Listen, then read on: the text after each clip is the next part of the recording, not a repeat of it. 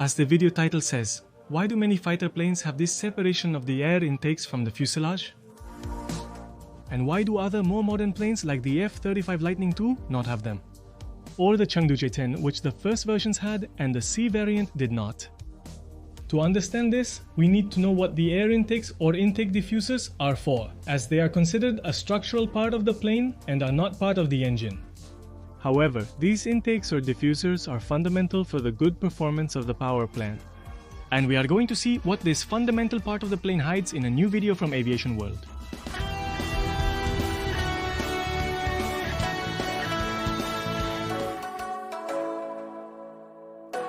Even though they may pass from that perceived, the air intakes of the jet engines play an important role when it comes to collecting the air that enters the engines. Also called intake diffusers, these devices have a very studied geometry for the intake of air that the engines will use. Remembering what we saw in the video of how a turbojet works? If you haven't seen it, I'll leave the links in the cards above to the right so you can watch it first. The air that the engine uses in its combustion chamber must be previously compressed. For this, there is the engine compressor. The main function of the intake diffuser is to assist in the efficient intake of air, taking into account the performance of the airplane, but also trying to increase the air compression. For this, divergent-shaped inlets are used, that is, they expand in the direction of the fluid. In this way, the air piles up in front of the first stage of the compressor, helping it to start the work. With the divergent air inlet, the speed decreases and the pressure increases, as can be seen in the graph below. The intake or amount of air that can be provided to the engine depends on many things, but it is primarily a function of the engine's revolution regime, the speed the plane is going at that moment, and the air density. In a modern commercial airplane, these values can be between 300 and 700 kilograms of air per second. The operating range of the inlet diffusers goes from the engine operation on the ramp with the plane stopped to high altitude flight, at a speed close to that of sound. One of the most desired characteristics is not to distort the inlet flow. In tests with these structures, it has been found that even the smallest variations in uniform flow can lead to what has been called surge or compressor stall, which is the loss suffered by the engine blades.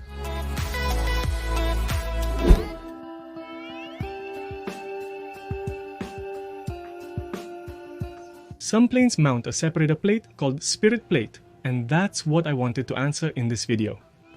These are used to control the airflow to the engine. When the engine's air intake is mounted partially along the fuselage or under the wing, the plate deflects the boundary layer from the engine intake. It's a form of boundary layer control. For those who don't know what the boundary layer is, explained very briefly to avoid getting into technical details. Air has a certain viscosity, and this viscosity generates friction forces when it comes into contact with a surface. You may have noticed when it rains that the droplets on the car windshield do not move. And that's because of the boundary layer, because the speed of the air there is zero or the same as the car.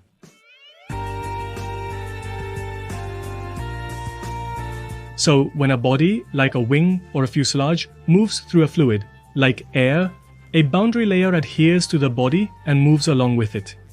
If this layer enters the air intake of a jet engine, it can affect performance. Remember that one of the most desired characteristics of the air diffuser is not to distort the intake flow. Many splitter plates have a series of holes drilled in the surface closest to the engine intake side. Suction is applied to these holes, further reducing the boundary layer that has now formed on the plate or spirit plate. But something very important happens in supersonic aircraft designs, as their engines cannot work with air at supersonic speed. So the speed of this air has to be reduced at the intake until it is subsonic. The air in the first stage of the compressor cannot be at a speed higher than Mach 0.5. Current turbine engines cannot handle supersonic airflow. This is because the shock waves associated with supersonic speed can damage or cause dangerous vibrations in the compressor blades, resulting in thrust losses or engine failures.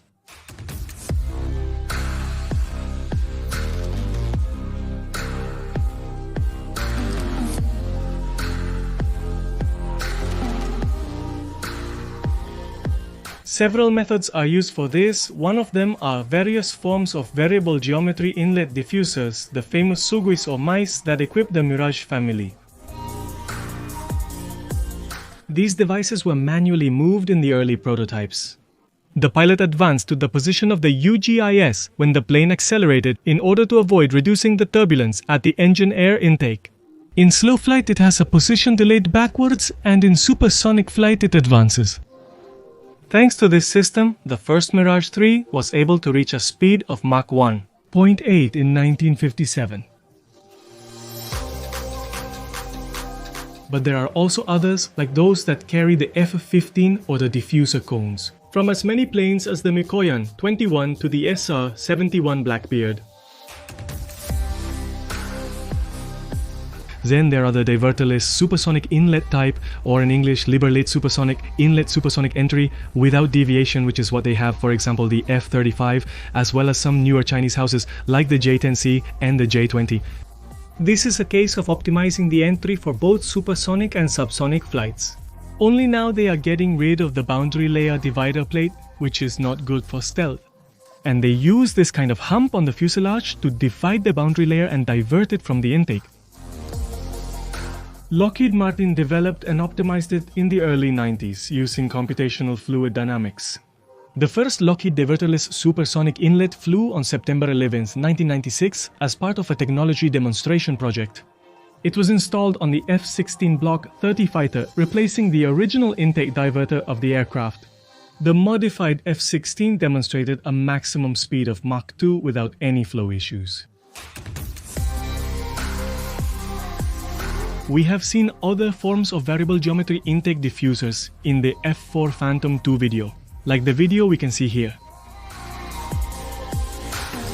I thank Manuel Represa from the blog The Flight of the Great Bastard, where I base myself to write these scripts. I hope you liked it. Remember, you can leave me in the messages what topic you would like to see in future videos. I hope you enjoyed it. Until the next Aviation World,